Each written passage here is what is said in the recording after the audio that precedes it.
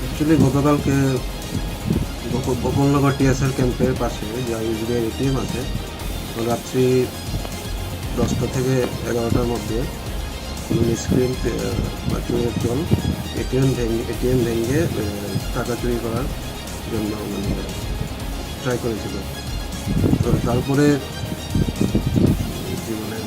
পুলিশকে খবর দেওয়া হয়েছে, পুলিশরা তদন্ত করছে। ওটাই এখন দেখা যাক কাকে বেরিয়ে আসে। স্যার, কাউকে কি এখনো পর্যন্ত গ্রেফতার করা সম্ভব হয়েছে?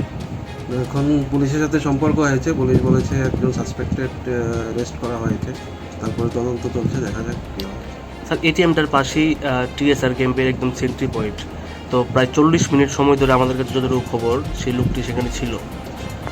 এখনো পর্যন্ত তাকে গ্রেফতার করা সম্ভব হয়নি। মানে আপনারা কি তদন্ত করছেন যে কে ছিল? এটা তো পুরোটা বিষয় এখন তদন্তের বিষয়, পুলিশের কাছে আছে বিষয়টা, পুলিশ তদন্ত করে বের করবে।